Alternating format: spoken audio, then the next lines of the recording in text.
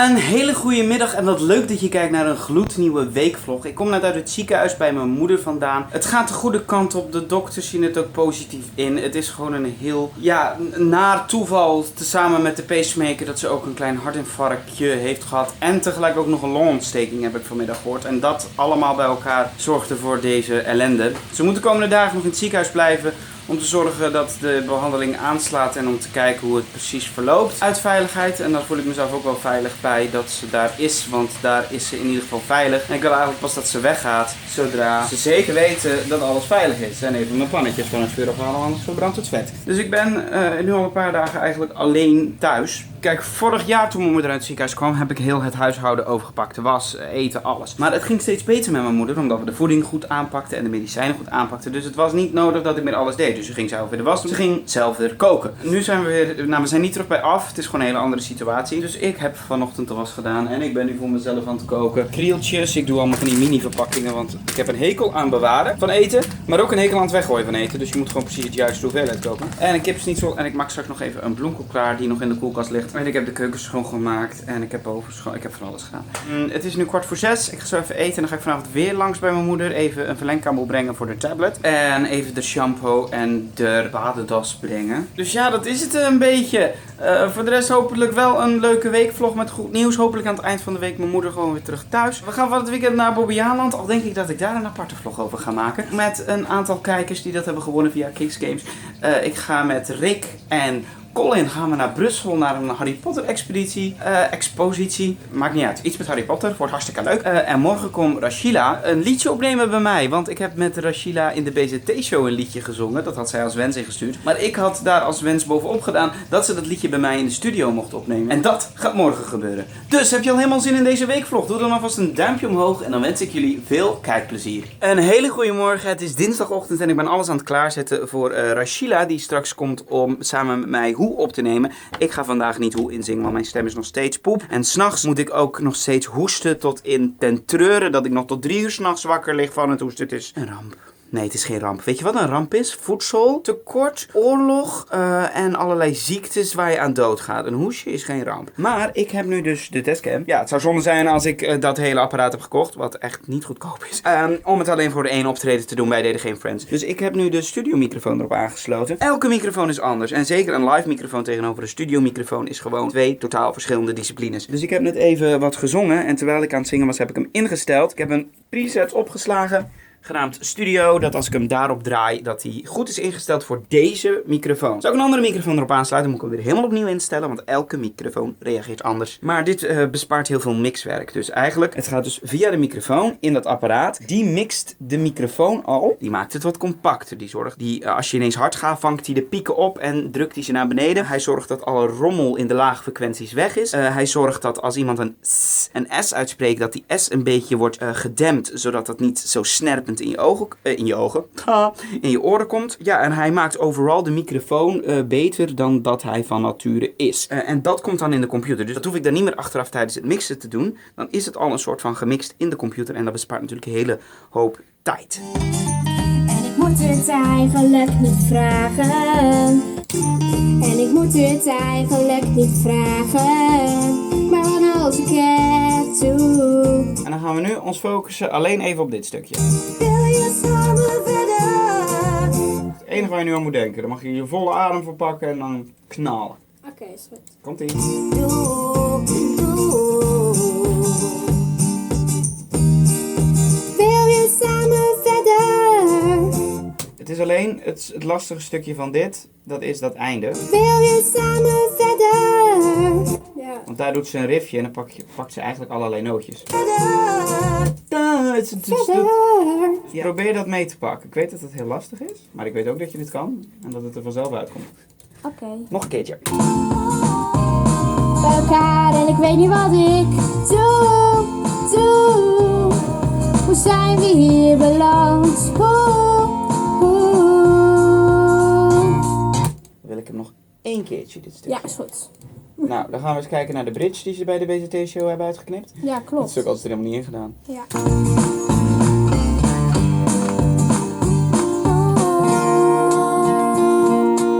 Nou, daar is het dan, mijn BZT-buddy. We hebben net het... zij heeft net het liedje ingezongen. Ja. En, ging het goed? Ja, ging goed. We gaan nu de video opnemen. En mama is er ook bij. Mama, zwaai even. We gaan een video opnemen en ja, die komt binnenkort op mijn kanaal. De studioversie van Hoe. Je kan hier nog even in de beschrijving klikken naar onze BZT-registratie. Ja, en dan gaan we nu de video opnemen. En we vliegen door de dagen. Gisteren zat ik in de bus en was er een man de bus ingestapt. En die had een piepklein katje, echt zo klein, echt te klein.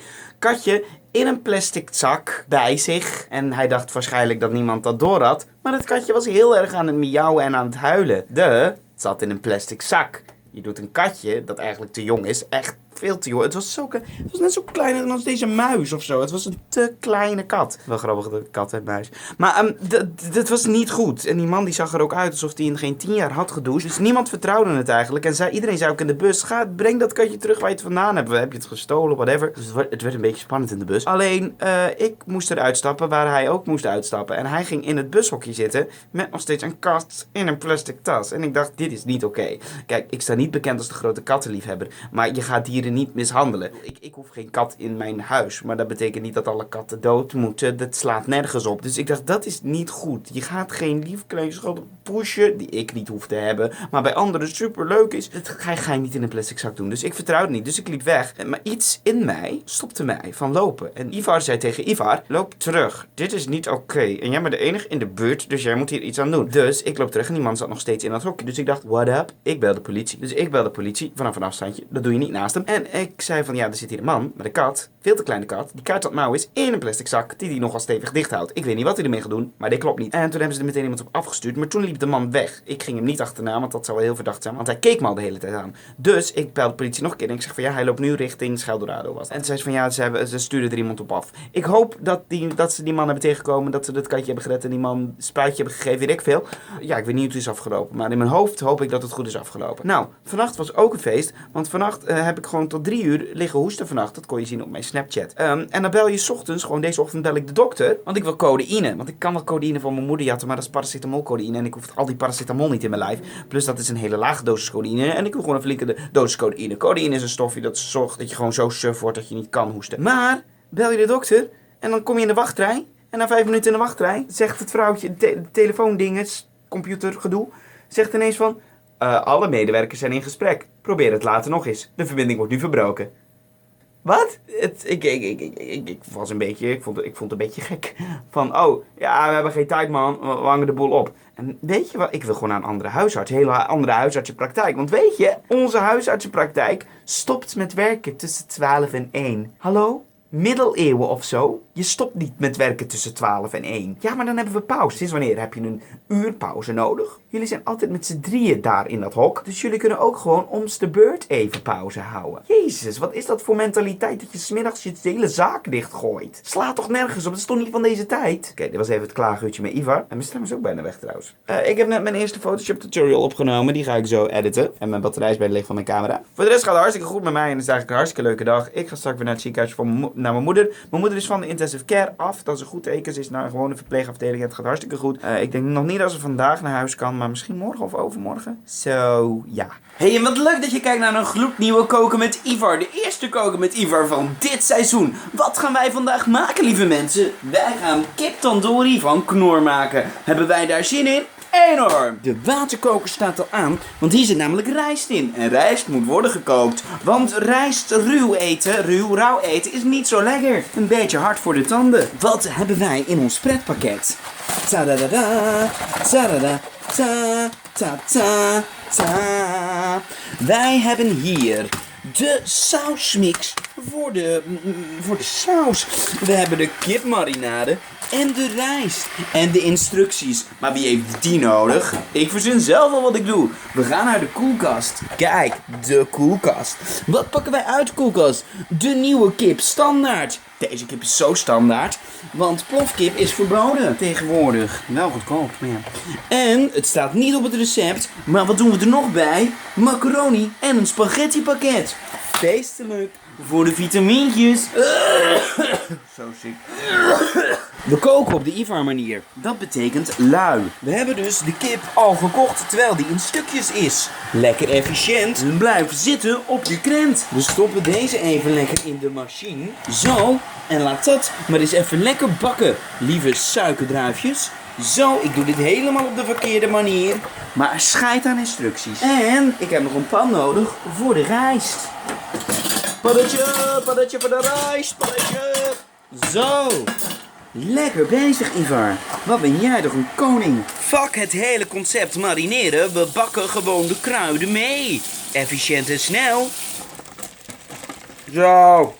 Lekker hoor. Een hele goede morgen. Het is vrijdagmorgen en mijn stem is echt bijna weg. Alle de hoesten in de nacht. Ik heb wel codeïne van de dokter gehad, maar ja, dat werkt aan het begin van de nacht en dan aan het halverwege de nacht. Zo om 3 uur is het uitgewerkt en dan begin ik gewoon te hoesten tot aan 's ochtends. Ik hoop dat het snel over is. Maar vandaag wordt een leuke dag, want ik ga nu naar Roosendaal. En in Roosendaal komt Colin mij ophalen. En in de auto van Colin zit ook nog een keer Rick. En wij gaan samen naar Brussel, want in Brussel is een Harry Potter expositie. En daar hebben wij kaartjes voor gekocht, omdat we natuurlijk met z'n 3 gigantische Harry Potter fans zijn. En daar gaan we vandaag naartoe. En ik heb geen idee wat het allemaal inhoudt, maar ik ben heel benieuwd. We zitten in de zeer onveilige auto van Colin. Met als zeer onveilige chauffeur Colin. Rick is er ook. We zijn onderweg naar Brussel. En dat duurt nog ongeveer een uurtje. Als we aankomen natuurlijk. Want Colin rijdt. 20 minutes later.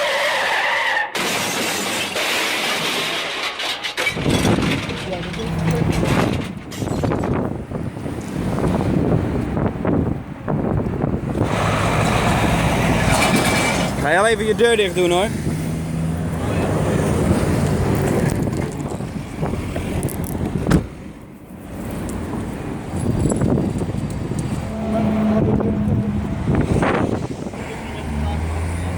En zover ons avontuur naar Harry Potter, want we hebben zojuist een auto-ongeluk gehad.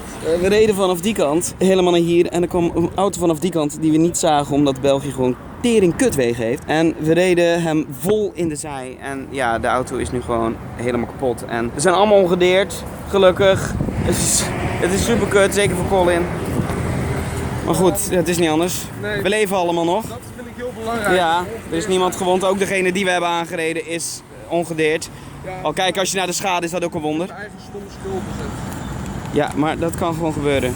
Ja, dat wil je wel zeggen. In Nederland kun je van de kop in. Ja, maar goed, daar staat Colin's auto en ja, we hebben de ANWB gebeld en alle hulpdiensten, de Vlaamse en de Nederlandse politie erbij. Dat ging allemaal vrij snel eigenlijk. Super kut, maar ja, shit happens. Ik ga even een selfie maken. Ivar, maak even een coole foto van mij naast de auto. Dat was Jezus, wat zijn we toch verschrikkelijk. Volgens maken ze zelf niet, Ivar. Waarom hebben we nog steeds geen... In ieder geval nu nog vervoer, dat gaat ons naar het station brengen. En dan gaan Ivar en ik op avontuur. En Colin die is zo Ja. klaar, die gaat maar gaan naar huis toe. Ga Ja. ik even heel boos in mijn penis trekken, denk ik. Ik zou echt trek hem eraf. We gaan Colin nog wel knuffelen. Goed knuffelen bij, jongens. We leven nog, daar gaat het om, hè? En de handschoenen. Ik ben Ash. En de handschoenen. Nee, die- En het spijkerjet. Ja, die heb ik wel. We zijn een parodie aan het opnemen. Oh, op welk spel zou het toch zijn? Ik denk op Rollercoaster, want dat is nu zo populair. Zoo Tycoon. Ook Karre E, wou ik zeggen. Karre E.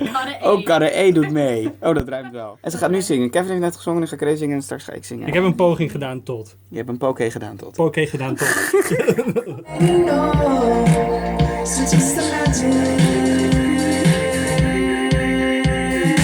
Een hele goede morgen, prinses.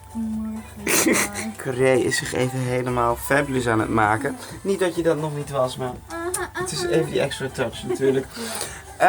Ik wil jullie bedanken voor het kijken van deze weekvlog. Van de Bobby Jaanland vlog komt een aparte vlog op Kicks Games. Kevin is zo slim geweest om zijn vlogcamera te vergeten, dus ik zal die vlog maken. Voor deze vlog leuk, vergeet dan niet even het duimpje omhoog te doen. Laat ook nog even een reactie achter. En dan zie ik jullie hopelijk volgende week weer terug bij een gloednieuwe weekvlog. En Carré zegt...